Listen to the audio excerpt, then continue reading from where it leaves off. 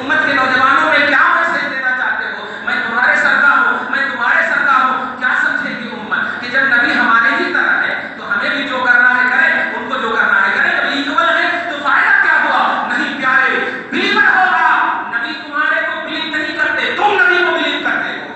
تم مومن ہو، نبی تمہارے لیے مومن نہیں ہے.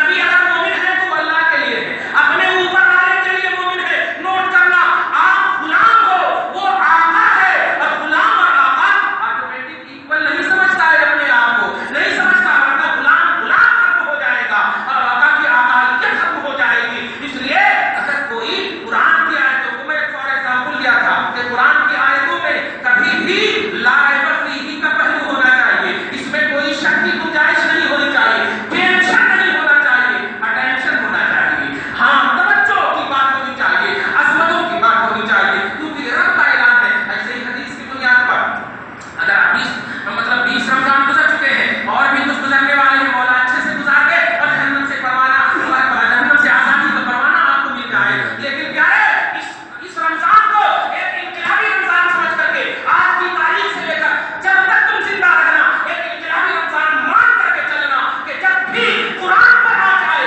یا صاحب قرآن پر آ جائے، ہم نہیں سنیں گے، چاہے وہ ہمارا کوئی بھی ہو. قرآن خود کہتا ہے لا تجد قوما یؤمنون باللہ والیوم الآخر یوادون من حاد اللہ ورسولہ ولو کانوا آباءهم او ابناءهم او اخوانهم او عشیرتهم.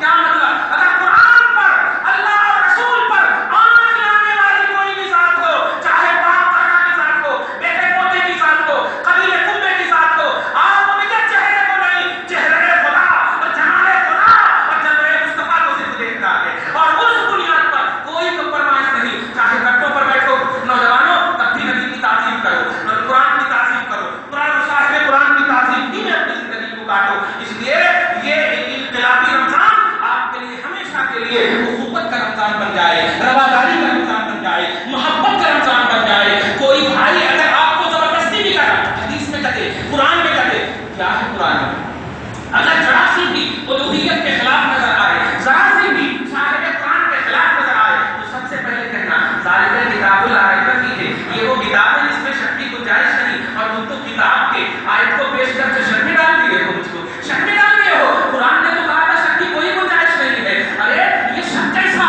ارے تمہارے کو سمجھ میں نہیں آتا، ہمارے کو سمجھ میں آ چکا ہے، اب لانے کی ضرورت نہیں ہے. یہ ڈگری مل چکی ہے، اب ضرورت نہیں ہے ڈگری کی. اب وہ ہٹنا ہو، قرآن اور صاحب قرآن کی عظمت کریں گے تو ہمیشہ کریں گے، اور ان کی عظمت کے خلاف کہیں نہیں سنیں گے. چاہے وہ گھر ہو، گھر ہو، خانقاہ ہو، مسجدیں ہو، مدرسے ہو، کرتے ہو، کہیں نہیں سنیں گے. مصطفیٰ صلی اللہ علیہ وسلم کی تیرے لیے مدار حیات ہے، مدار نجات ہے، مدار مغفرت ہے، مدار عفو من النار ہے. جہنم سے آزادی کا پروانہ چاہتے ہو؟ اب سنو ایک آیت کریمہ اور اس کے بعد ختم کر دو. اللہ سبحانہ و فرماتا ہے سورہ اعراف کی لاسٹ پیج کی آیت کریمہ، سورہ اعراف کی آیت 199 میں اللہ سبحانہ و فرماتا ہے خذ العفو وامر بالعرف واعرض عن الجاہلین. میں نے جو باتیں کہی ہیں کسی کے نہیں سننا. ارے ایسا کیسے؟ مولویاں لوگ بات چلا رہے تھے، بیان چلا رہے تھے. نہیں، ہم قرآن پیش کر رہے ہیں. آپ کو لڑنا نہیں لڑنا، ہم نے بولنے لگے جا کر. قرآن کہہ رہا ہے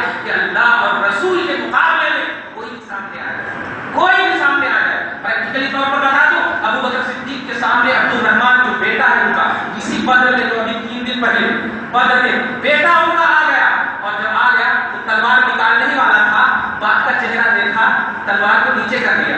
جب جنگ ختم ہوئی، اب عبد الرحمن آ کر باپ کو کہتے ہیں ابو جان آپ اگر باپ نہ ہوتے تو ہم آپ کو قتل کرتے. تو ابو بکر صدیق کو کیا کہنا، سینے سے لگانا چاہیے، لیکن نہیں. ابو بکر صدیق نے کہا کاش تو ہماری تلوار کے سامنے تھی. ہم اس وقت اپنے نبی کا چہرہ دیکھ رہے تھے، بس چہرے مصطفیٰ کے سامنے باپ بیٹا نہیں. تیرے ناحق ہونے کی یہی بہت بڑی دلیل ہے کہ تو نے رشتے کا لحاظ کیا، اور وہ رشتہ جو فانی ہے، وہ رشتہ جو باقی رہنے والا ہے، وہ رشتہ توحید و رسالت، رشتہ توحید و رسالت ہے. اس لیے ہم لڑنے نہیں، آپ سمجھائیے، سمجھائیے، کوشش کیجیے، انت تک کوشش کیجیے، لیکن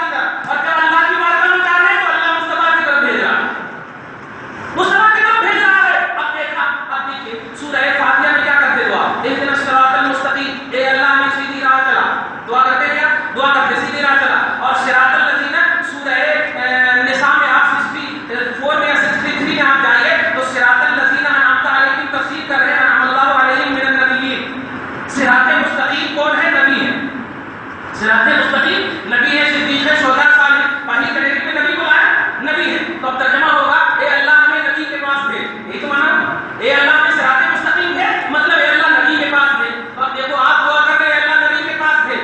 اب جب آپ اللہ نے نبی کے پاس بھیجا تو رسول اللہ کا کام کیا ہے؟ پارہ نمبر 22 سورہ احزاب آیت نمبر 47 میں آپ جا کر دیکھیں اللہ سبحانہ نبی کی شان بیان کر رہا ہے. وداعیا الی اللہ، تم پہنچے اللہ سے دعا کر کے نبی تک، اور نبی تک جب پہنچے تو نبی پہنچا دیے ہیں رب تک. کیا پیار ہے یار سبحان.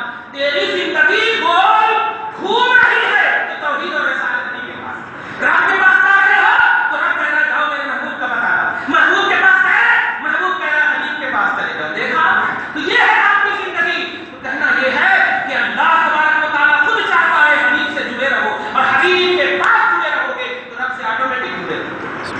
تو حبیب کا کام ہے رب سے جڑانا، اور رب کا قول اور فعل حقیقی ہے مصطفیٰ کی بارگاہ میں رکھنا اور رہنا. اور یہ ایک آیت کریمہ جو پیش کر چکا ہوں، النبی اولیٰ بالمؤمنین من انفسہم، نبی مومنوں کی جان سے زیادہ ہے. اور آپ جانیں پارہ نمبر 26 میں نحن اقرب الیہ من حبل الورید، رب شہ رگ سے زیادہ قریب، نبی جان سے زیادہ قریب، رب شہ رگ سے زیادہ قریب. اب آپ دیکھیں سمپل انداز میں پریشان ہو گئے، رب بھی قریب لیکن نہیں پیارے. رب جو قریب ہے وہ انسان سے قریب ہے، اور نبی جو قریب ہے وہ ایمان والے سے قریب ہے. انسان میں قریب تو بڑھیا بھی ہے، انسان میں ہندو وغیرہ سب ہے، کافر وغیرہ سب ہے، تو رب سب کے قریب ہے. وہاں رب ڈرانا چاہتا ہے، اور یہاں مصطفیٰ قرب سے نوازنا چاہتے ہیں، شرف سے نوازنا چاہتے ہیں. یہاں رحمت بتا رہا ہے مولا کہ یہ نبی جان سے زیادہ قریب. اسی لیے میں نے شروع میں کہا محمد قریب ہے نہیں کہا، نبی قریب ہے. اور نبی جو ہوتا ہے نا وہ اپنی امتی کی دیکھ ریکھ کے لیے ہوتا ہے، اپنی امتی کی دیکھ ریکھ کے لیے ہوتا ہے. منصب نبوت امت کی کارخیری ہے، امت کی بھلائی ہے، امت کی نیکی، امت کو سنوارنا. خلاصہ یہ نکلا کہ قرآن اور حدیث، قرآن اور صاحب قرآن، یہ وہ دو لفظ ہیں جس کو لفظ کو اپنی زندگی کا ایک لفظ بنا لو. کہیں پر بھی رہو، مسجد ہو، خانقاہ ہو، مدرسہ ہو، بزرگ ہو، کپڑے ہو، جہاں کہیں بھی ہو، اسے دفتر مشق نہ بنانا. ہر جگہ قرآن سے بھی عظمت تلاشنا اور صاحب قرآن سے بھی عظمت تلاشنا. پروردگار عالم سے دعا ہے مولا آنے والے عظیم الشان جو 10 دن ہیں، جو لمحے تو نے گزارے ہیں پروردگار، اس گزرے ہوئے لمحے کو بھی ہمارے لیے باعث مغفرت بنا. اور جب مغفرت کو فرمانے نبی کے وسیلے سے، تو پروردگار عالم جب تک زندہ رہے اس نعمت کی حفاظت کرنے کی توفیق عطا فرما. مولا ابھی شیطان جکڑے ہوئے ہیں، بند ہیں.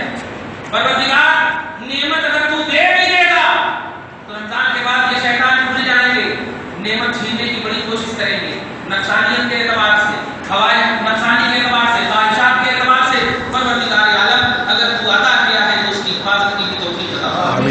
پروردگار جب تک زندہ رہے صحت و عافیت ایمان و عقیدہ سے ہم سب زندہ رہیں. مولا جتنے بھی حاضر ہیں سب کی حاضری کو قبول کریں، سب کی مغفرت فرما دے. مولا آنے والے جو بھی لمحے ہیں اور اجتماع سے شب قدر ہم سب کو مکمل طور پر حبیب کے وسیلے سے شب قدر کے التماس اور تلاش میں پورا اتار دے. مولا یا اللہ ہم سب کو اپنے حبیب کے وسیلے سے، کیونکہ حبیب نے شب قدر کی تلاش کی ہے، رب نے نہیں کہا ہے شب قدر تلاش ہو، تیرے حبیب نے کہا ہے شب قدر تلاش. رب نے تو کہا شب قدر 1000 مہینے سے بہتر ہے بس، لیکن اس 1000 مہینے کی تلاش کیسے ہوگی؟ یہ حبیب کا فیضان ہے کہ آخری عشرے میں میرے غلاموں تلاش ہو، 21 23 25 27 29 کو تلاش ہو. اور تلاشنے والا جب رات میں رہتا ہے تو وہ اپنی منزل کو دیکھتا ہے. تو شب قدر ہماری منزل ہے. مولا حبیب پاک کے جملہ پاک کے وسیلے سے ہمیں شب قدر عطا فرما. یا اللہ ہماری عبادتوں کو قبول کر لے، ہمارے گھر کی ماں اور بہنوں کی عبادتوں کو قبول کر لے، حاضر جتنے ہیں سب کو قبول کر لے، اختلافات سے دور فرما دے. جو بھی جماعتیں، جو بھی طبقات اختلافی طور پر کام کر رہے ہیں مولا انہیں بھی ہدایت کاملہ عطا فرما. محبت اور اخوت اور رواداری کی جماعت میں ہم سب کو ایک پیکر بنا کر کے زندہ رکھ مولا. آمین آمین بجاہ سید المرسلین وصلی اللہ تعالی علی خیر خلقہ محمد وآلہ واصحابہ اجمعین برحمتک.